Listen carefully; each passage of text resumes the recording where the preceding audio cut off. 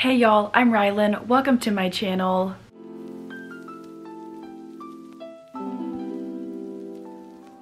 I cannot believe that we are already at the very end of 2024, but I wanted to hop in here really quickly before the year ends to talk to y'all about my 5 top reads from this year. I feel like my reading has kind of been all over the place. I did fall into a pretty big reading slump for about 3.5 months in March, and that didn't end until July. So I feel like if I had been reading the entire year, I could have found a couple of more favorites, but unfortunately, the list of 5-star reads for this year for me has been pretty small, and a list of favorites from that very short 5-star list has been a little bit tricky to kind of figure out.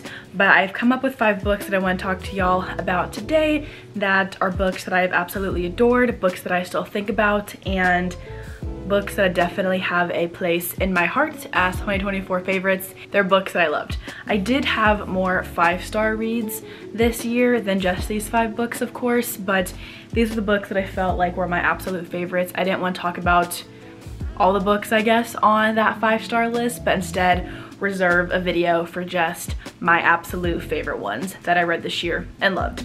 So this is a largely romance list. I mean, there's only 5 books on, it's not really a list, but there's 4 books in this video. There'll be romances and one that is a thriller, and we're just gonna go ahead and dive into these books in order that I read them. So first up, we have This May End Badly by Samantha Markham. This is a young adult novel that takes place at a boarding school. We have a girls' boarding school and then a boys' school across the street, and there are a lot of pranks that are played between the boys and girls at this school. You have jokes and sabotages and very much a sense of strong dislike between groups of people at these 2 schools. However, amidst all of the chaos that comes with high school and hormones and teenage angst, you have our main character whose name is Doe in this book, which I feel like does not sound right from what I remember, but I guess that is correct. And she's a character that very much grew on me in this book. She is kind of the leader of her friend group and wants to kind of be in charge of doing all of these pranks. Well, she ends up kind of falling into a fake relationship with a boy from the other school, and their fake relationship turns real. I thought that Doe was a little bit annoying in the beginning and a little bit over the top, but by the end of the book, she had definitely grown on me. I don't read a ton of YA contemporary fiction anymore, but this book was very quickly a favorite of mine from the beginning of the year, and I actually had a copy of this book on NetGalley and ended up finding a physical copy of it on Pango for very cheap that I was very, very excited about because the book was just so much fun and so cute. I think I was tearing up at the end of it as well, that I knew that I wanted a physical copy of this one to have sitting on my shelves. Would I reread this one? I think so, when I'm in the mood for something kind of lighthearted and fun, but also a very sweet and heartwarming romance at the same time. So I did really love this one. Very much an unexpected or a surprise favorite for me, just because I don't read a lot of YA books anymore, but 2024 favorites, even in December, looking back, this has to be a favorite book of mine still. Next up was the February Mending Hearts book club pick, and that was 1111 by Macaulay Smeltzer. I knew before even finishing this one that it was going to be a favorite of mine. I've read a couple books by this author and have really, really enjoyed them, and I knew from the beginning that this one was going to be a favorite book of mine. But this follows our main character. I cannot remember what her name is, but she is recently divorced and has moved to a small coastal town, and she ends up meeting Reed, who is a younger man, I think by 8 or 9 years, I want to say. So it's a reverse age gap romance, and he ends up falling for her and is trying to convince her that it's okay that there's an age gap, it's okay that she is older than he is, it doesn't matter if they have feelings for each other. But kind of in the tangle of all that, she ends up going on a date with Reed's dad. So Reed is very much not happy about that. They have to navigate what that could mean, and she has to navigate her feelings for Reed while also feeling like she shouldn't have feelings for Reed, knowing that he is so much younger than her. And I thought that this book was so cute and so spicy and so fun. I did end up tabbing this book, as I sometimes do with the book club books. I also did a reading vlog for this one in February, and I rated this book 5 stars. Absolutely loved it. I love a good romance. Stasia has kind of been the one who has put me on a small town romance kick over the last year and a half, and so this one was super fun, super cute. I also love the reverse age gap trope sometimes, and this one was perfect. I thought it was so well done, so much fun, and it's a book that I still think about sometimes for a lot of reasons. It's just it was very cute. I remember just like giggling and laughing while reading it, but also like having my heart warmed while reading it, especially when we started getting Reed's perspective in this book, because about halfway through it we kind of start getting his POV as well and seeing his opinions and his thoughts and his feelings on everything that's going on between these two characters, because it's so evident that he cares for her and he wants her, but there's this kind of norm, this social norm that she thinks makes it wrong for them to be together. So love the angst and the tension in this one. Very fun, and I really want to read more from this author, as well as the sequel, but I need to look and see if it's on its way out yet, because I was very curious about that. So 5 stars, this one, 2024 favorite, and would highly recommend this one. Sorry, my camera was about to die, so we're back, I think. Next up on my list is the only thriller that has qualified for my favorites, and that is A Talent for Murder by Peter Swanson. This was a super intriguing and fascinating thriller, and it was so fast-paced. I could not believe how quickly I read it and how strong the urge was to keep picking it up every time I had to put it down. But this is a thriller about a woman who believes that her husband could be potentially a serial killer after finding a little bit of blood on one of his shirts after a conference that he has come home from. And in the news recently, there has been articles, I guess, about murders that are happening all over the country, and somehow these murders all align with where her husband has been going for all these work conferences, and so she is convinced that he could be a serial killer and enlists the help of somebody from her past to help her figure out if this is true or not. And we follow her perspective, the wife's perspective, and then we also follow her friend's perspective and the perspective of the serial killer. Who is the serial killer?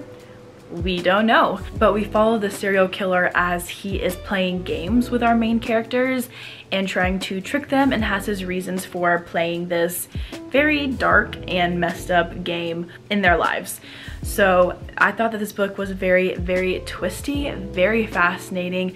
The plot twists had me gasping. It's also one of the first books that I can remember reading where we follow the perspective of the serial killer, at least for parts of the book, and I thought that was super unique and not something that I had ever read before, which kind of spun me down the rabbit hole of finding other books similar to that, and I loved it. I could not put this one down. It was a super fast-paced read. It is technically the 3rd book in a series, but to me, I don't think it felt like I had to read books 1 and 2 to read book 3, because I had not, and I was not lost at all. I think the friend of the main character who kind of gets involved in finding out the truth about the serial killer stuff plays a role in books 1 and 2. She might be one of the main characters in those 2 books, but I thought that the connections potentially that could have been there between the 3 books was very vague and not something that I felt like I was missing out on, because I've just jumped in with book 3 and not having read books 1 and 2 first. I got this book originally from Book of the Month, so I'm not sure if they had done books 1 and 2 in the series first, but I don't think it really was necessary to read those 2 books. So I haven't read them yet. I might eventually, but this book, largely because I think of the serial killer aspect of this one and following his perspective, just blew my mind, and I thought this book was so much fun, and I had to give it 5 stars. Without a doubt, absolutely loved it. Next up, we have Morbidly Yours by Ivy Fairbanks, which I read back in October for a Halloween romance reading vlog. There is nothing about this book that screams Halloween, and I know that now, but the cover of this book kind of gave off fall or spooky season vibes when I first picked it up, so didn't fit the prompt of that vlog that I did, but I found a favorite book in that video regardless. But this is a romance that takes place in Ireland about our main characters Callum and Lark. Lark has moved there after her husband passed away, and she has taken up a temporary job at an animation studio in the country, and she learns that her neighbor is Callum, who is a very quiet and shy man who owns the town's funeral home slash mortuary, I think. Is that the word? I think. Funeral home. I know he runs the funeral home. So he is dealing with people passing away all the time. He very much keeps to himself, but she is determined to embark on this journey to become his friend and become best friends and help him find somebody. That way he can get his inheritance of this business that has been in his family for so long, because if he doesn't marry by the time he's 35, he will lose the rights to it. So she is like, we're gonna get you a lady, you're gonna fall in love, and you're gonna get married, and you're gonna be able to keep your business. Turns out the whole time that they're doing this, he is actually falling for Lark, and Lark is actually following for him. So they're friends, and they become friends with benefits before finally becoming lovers. And I thought that this was one of the sweetest books that I have read the entire year. I am not personally a huge friends to lovers romance girly. I tend to like my romance with all the hate vibes, all the enemies to lovers vibes going on. If you were to give me all of the friends to lovers romance books just like this, I would eat them up. This book was absolutely adorable. It had me smiling, it had me laughing. It just made my heart feel so warm, and I loved watching the dynamics between Lark and Callum grow and shift, and both of them come to realize that they loved each other in the midst of their friendship that was developing. You kind of have this grump sunshine trope going on as well. He's not necessarily a grump, but at the beginning of knowing him you might think that he is, because he is just so shy. But my goodness, these two characters were perfect for each other. They were so well fleshed out. I loved them. I felt like I truly knew them, and I wanted them to have a happy ending together. So I gave this book 5 stars. Absolutely adorable. I want more in this series. I want to see what this author publishes next. I think it was her debut, and I'm so glad that I had a physical copy of it because I was able to tab it up as well. And definitely a book that I would reread in the future, because it's one that I still think about even after finishing it almost 2 months ago, and I just want more. I absolutely loved it. This book is probably my favorite read of 2024 if I had to pick from this list. That is very, very hard to do for me, but I think out of these 5 books, this one to be my very top read of 2024. The final book that I have on this list is When the Fake Snow Falls by Heather Garvin. This is a Christmas romance, which honestly surprised me a lot because I don't read Christmas romances ever. This is the first year that I've read them, and it was because I was doing a Booktube vlog collaboration with some other YouTubers, and I wanted to read a couple of holiday romances, and I've read from Heather Garvin in the past and really enjoyed her books. And when I saw this one on NetGalley, I was like, well, I'll download it or I'll request it, see if I get a copy of it. And when I did, I knew that I had to read it for the vlog, and I'm so glad that I did. I binged this book in less than 24 hours, could not put it down, and this book just made me want Christmas to be here ASAP because it was so adorable. But this is a fake dating, kind of enemies to lovers or dislike to love romance between our 2 main characters, Chase and Candace, I believe is her name. I feel like I have to check up on that now just to confirm. Yes, okay, her name is Candace, and they end up getting into this text relationship when he writes down the question like, can I have your number, at a coffee shop for the barista. But when Candace steps up to the counter, she thinks the note is for her, so she writes her number down without Chase seeing it, and he grabs the receipt and walks away, and they end up texting each other. She ends up finding out that he actually wanted the barista's phone number, and from then on, Candace thinks that Chase is the biggest player and wants nothing to do with him, but also can't help but be his quote-unquote just friend. He is very charming and eventually convinces her that he needs a fake date to his staff Christmas party because his boss has been kind of harassing him, but he's up for a big promotion, so if he can just kind of push through the holidays and get past a couple more harassments from his boss, that everything will be okay, and also to kind of get all of his coworkers off his back because they're very curious about his private life, and he thinks that having Candace on his arm for that party will kind of give him some space from their nosiness, but also his boss kind of harassing him. So they end up practicing for their fake dating, and while they're doing so, Candace is very much falling for Chase, even though she's determined to keep him at an arm's length and just be friends, because she is convinced, of course, that he's a player and isn't serious about his fake feelings for her that he's trying to emulate on their dates. So she's determined to very much not do anything with him. But of course, while you're going out on fake dates and celebrating Christmas and getting into the Christmas spirit, you can't help but fall for the person that you're spending so much time with, and they end up falling for each other. And this book, I think about it all the time, even though I finished it almost a month ago at this point.